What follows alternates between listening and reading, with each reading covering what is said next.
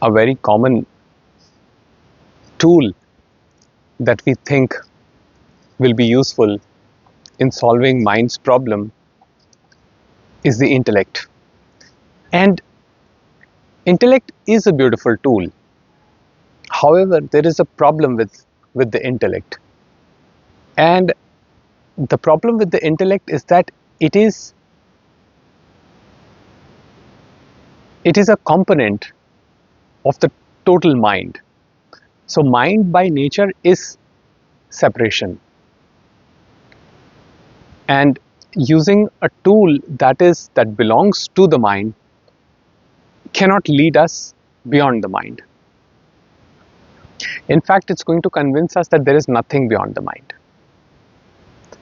Now, intellect can solve amazing life problems, infrastructure problems. If you have to build bridges, roadways, if you have to do creative work, intellect is a potent tool, amazing tool. However, if you want to examine the nature of this mind and its patterns and why it behaves in a certain way, then intellect is a very limited tool. It's just going to take you so far. The thing is, like, and a person who is identified with different aspects of their life. For example, if someone is highly identified with their religion, they may be the most intelligent people in the world. They will filter everything through that limited lens. So they are going to give amazing arguments, but all those arguments will come from this filtered channel that conforms to their religious identification. If somebody is a Christian, let's say, or a Hindu, or a Muslim, and they may be brilliant writers, they may be scientists, they may have all the experience in the world, but since they are identified with that particular aspect, all their arguments towards life and nature and living will come from that filtered perception. And that is why I say there is a danger in Advaita also, in non-duality also, because people who are identified with this teaching, quote unquote teaching, I don't think it is a teaching, but people think it is a teaching, they will also spread their message with this limited filter, and they will probably use just one or two statements like there is nothing, all there is here and now, and it's all wonderful. These are potent pointers. However, they are all limited. So the thing is, intellect can be a beautiful tool to examine, but then it is at the same time it is limited. And when one realizes its limitation, then there is an expansion. Then there is an expansion in the vision. Otherwise, what happens is that one tends to just simply waste energy. For example, a person can say that I am completely free of all beliefs. However, the other person may challenge that. They say that your statement that you are free from all beliefs is in itself a belief. And then the person can actually start defending it with all force. They may say, oh, but I am free from all beliefs and I will prove to you that I am free from all beliefs. So you see there is a reactive pattern, there is a reactive communication that goes on where one tries to prove that they are right. And whenever that happens, that's the separate self, that's the mind. And it's just going to take you so far. It may give some temporary peace here and there, but ultimately It's not going to give the harmony, it's not going to give the peace. That is one's own nature.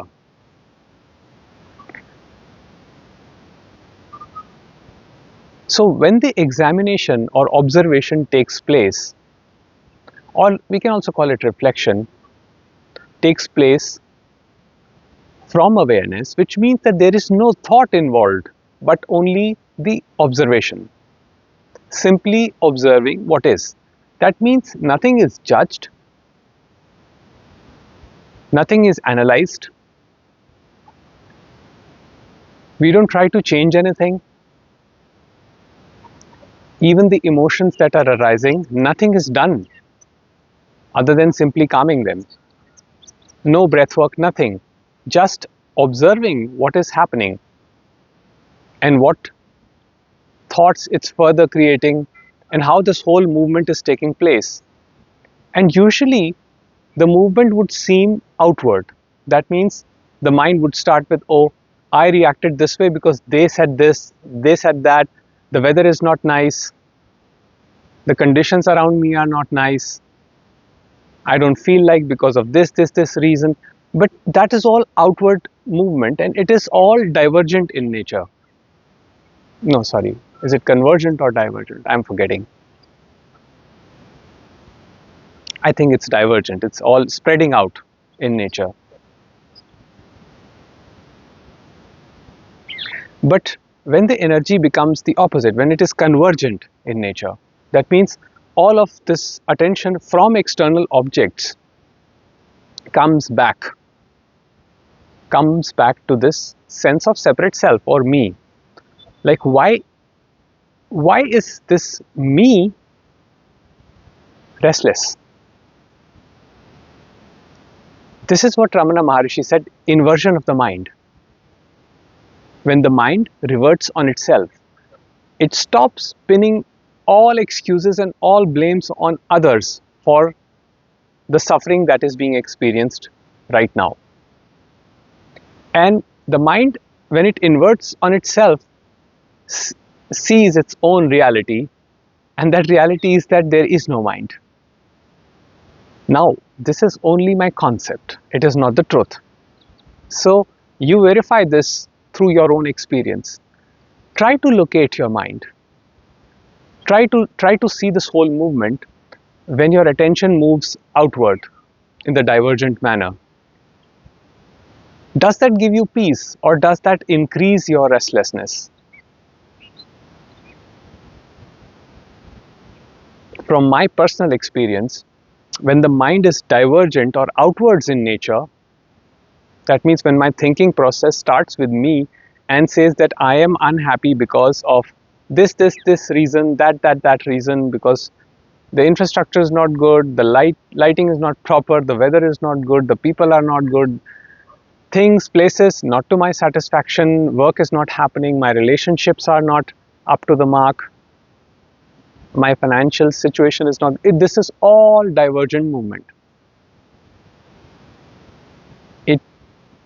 It stems from this separate self or me, and it just goes out and it propagates in horizontal time as suffering. It does not want to find any solution, because what it will do is it will say, I have a wonderful tool to solve this problem, and it says that is intellect. Now, Ramesh Balsekar said that humans do not suffer as much, humans suffer more than animals because they have a dubious gift of intellect. Now, even the animals do have intellect, but their proportion is way below human beings.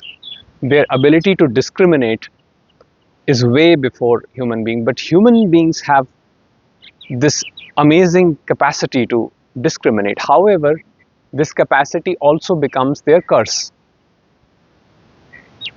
because the mind keeps running like a machine. What went wrong here? What went wrong in this relationship? I should have said this, then it would have been okay. They should not have acted like this, then things would have been okay between me and them. If I had these interests, these hobbies, things would be fine. All of this is a divergent movement, it's the outward movement. which does not bring any peace of mind. The peace of mind is the realization of no mind by the awareness, which is not separate from that mind. Even the mind is made up of awareness, but that awareness limits itself. And that limitation is required because without that, communication is not possible. Interpersonal communication requires awareness to limit itself as a mind-body organism. However, what happens is that we start believing that that is what we only are, that that is our limit. And we forget our limitless nature. And then we try to find solutions. We are like, okay, let me try Jungian methods, let me try Freud's method, let me read more psychology, let me read more spiritual teachings, let me go and listen to lots of Advaita lectures, let me study philosophy, history, and then my mind will become broad, and and then I will have the understanding. But you see, this is all outward movement. It is the trick of the mind to continue itself in horizontal time, and this is suffering.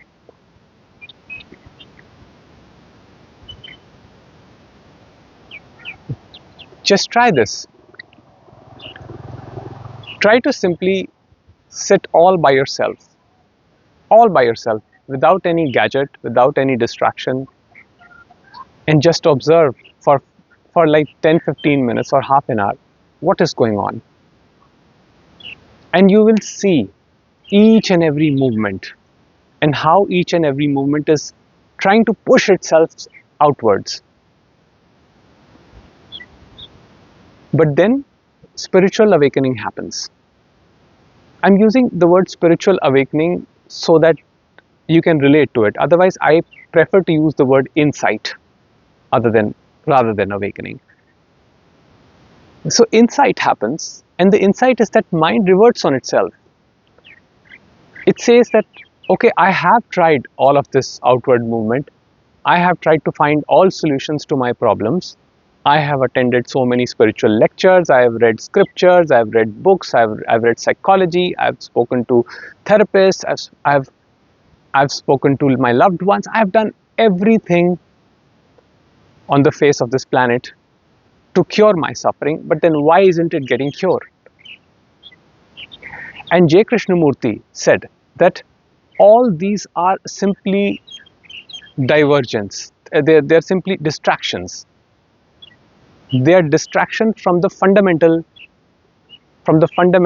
thing, which is me. They're all a movement away from me. When the movement becomes inwards towards me, the ego mind, then it gets a little panicky, it gets a little shaky. And yes, it is very uncomfortable to be with that feeling. But you see,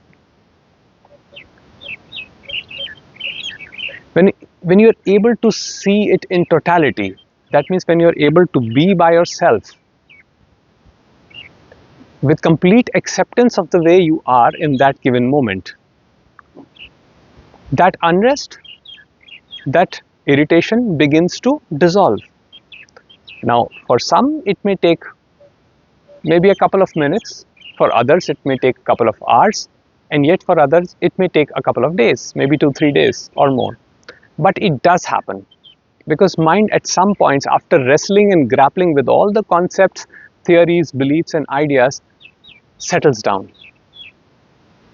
Settles down into the ocean of awareness from where it arose, from which it is not separate. It is made up of awareness. The nature of mind is also awareness. The nature of thought, every thought is aware of itself as awareness. However, when the charge is high, that means when the emotions are overwhelming, one does feel separateness. And that separateness propagates suffering. And that separateness can come from a lot of things, like it can come from a sense of loneliness. One may think that one is lonely, and then it tries to find cure for that loneliness. Maybe I should socialize more, meet people more, go out for walks and this and that. Maybe things are going to be good that way. Maybe I should be more social, attend social functions.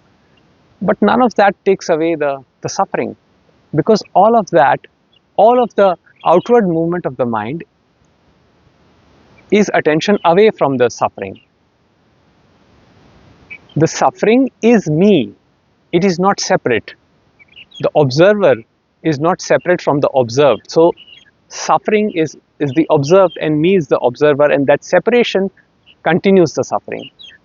However, when it is realized through observation, through direct observation, that there is no gap between the two. Me is the suffering. The center that I think I am is the suffering. Then there is nothing to be done about it other than just to allow it to rise like a wave and subside back into the ocean of awareness. And that is usually the end of it. In that, everything is witnessed, including this whole outward movement of the mind. Let me do this, let me do that, let me speak to this, let me speak to them. Let me grab a cookie to make myself feel better, let me watch a movie, let me read a book, let me listen to a lecture, let me attend a satsang, or whatever it can be. It can be all forms of diversions, sexual activity, shopping, anything.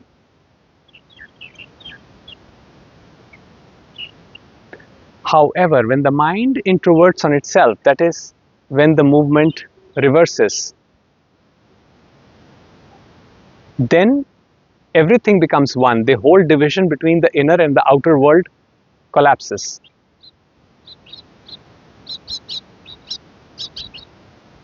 And it is seen that there is no center me that is experiencing anything, but simply the awareness is experiencing, is manifesting as experiencing, which we can call suffering or whatever. But the associated charge with it begins to drop, because now there is no subject that is separate from the object. Now there is no need for me to fight the suffering, to resist the suffering, but to just allow it to surface and do whatever it wants to do. Till there is resistance, there will be pain, because these are two opposing forces.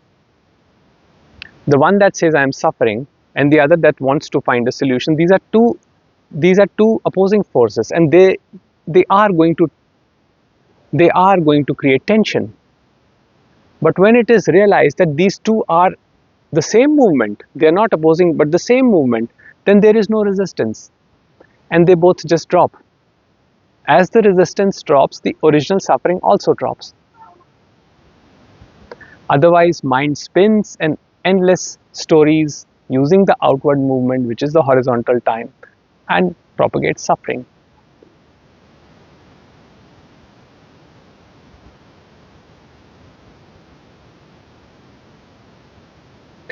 Thank you, all of you, for your generous supports on PayPal and Patreon. Those of you who wish to support this message may contribute, but there is no compulsion for anyone. The message will continue to reach you.